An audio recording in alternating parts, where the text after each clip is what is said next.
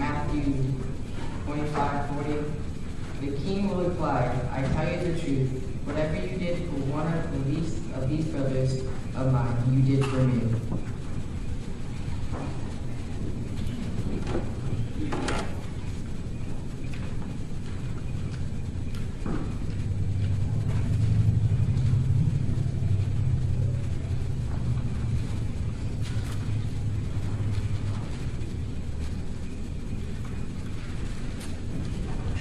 We've got some pictures, and we're going to tell you about them. But to start with, I'm going to give you just some facts and some data on our trip. As most of you know, we went to Redbird Mission in Beverly, Kentucky. Beverly is in Clay County, Kentucky.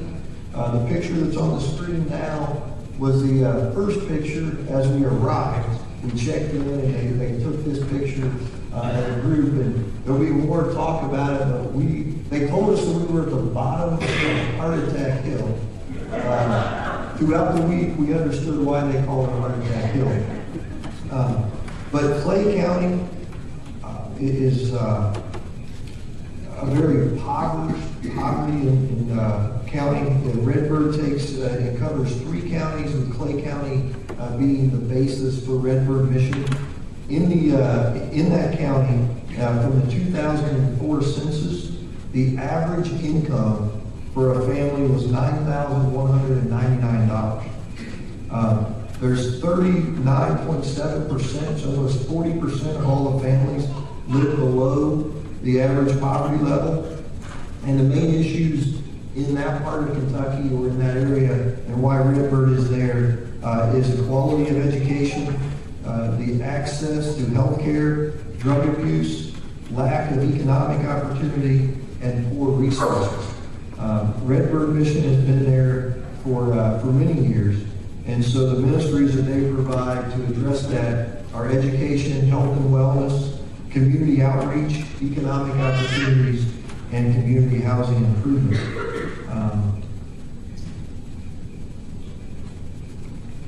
There were a total of 6 groups that were there the week that we were there, for a total of, not counting the Redbird staff, but just for people that came in for the week, for 112 people that I believe worked on about 7 or 8 different projects that week. There were groups from Michigan, Indiana, Missouri, Connecticut, and Washington State out of those 112 people. The project that we had was for a lady. Her name was Esther Allen. She was a widow. Her husband had died a few years ago. She did have 2 sons, but both of them were injured in a coal mine. Basically, the only jobs are coal mining or forestry. And in both cases, the jobs stay in the family. So unfortunately, as either someone retires or dies, the next family member just comes in and takes that job. So obviously there's not a lot of opportunities there. And so we were there to work on her house. We got a lot of information we'll show you on that. But a lot of the damage came several years ago. There was a storm that came through. Her house sits right next to a mountain, or in the holler, what they say.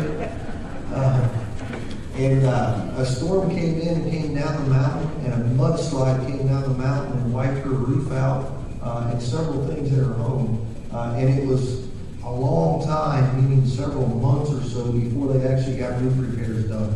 So obviously it damaged the inside of her home and stuff. So we took care of a lot of that.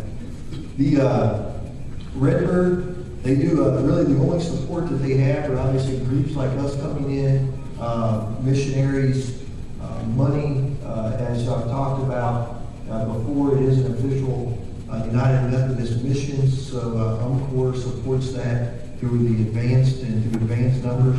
But one of the things that we all found very interesting is that they collect Campbell soup labels and Tyson UPC codes, the box tops for education, and just to show how resourceful they are.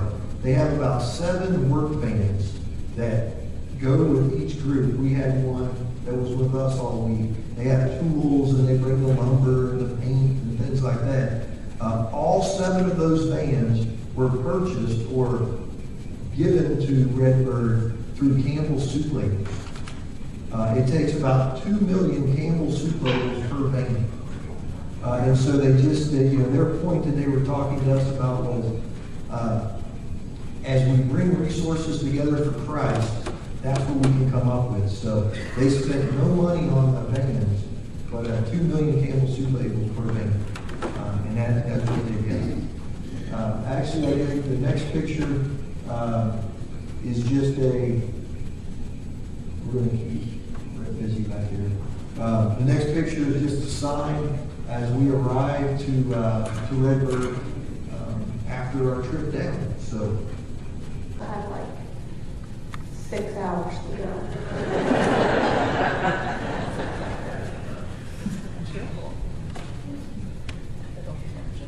This was after our trip, and we were finally there. That's in front of our cabin.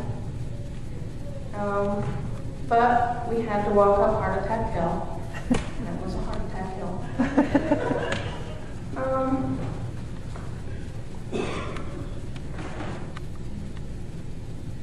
Okay, our cabin was called the Eagle's Nest, and there was a boys' side and a girls' side. There were 10 bunks in each section.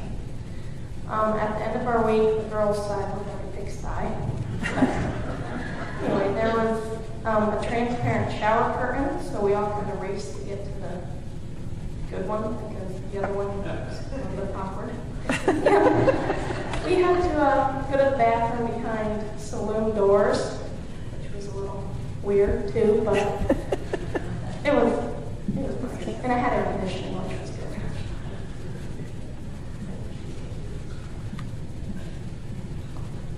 This is us beginning to rip off the 40 by 6 porch. That was our first day at Miss Allen's house. The choices were allotted, some of the boards were rotted. You can see it stuff in that picture.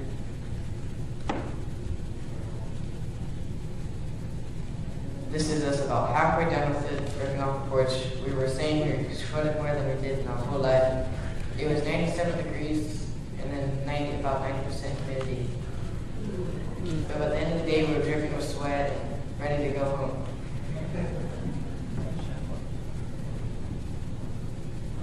This is us with, at the end of the first day, we ripped off the whole porch and put on half of it because she was so excited she could get in and out of it finally.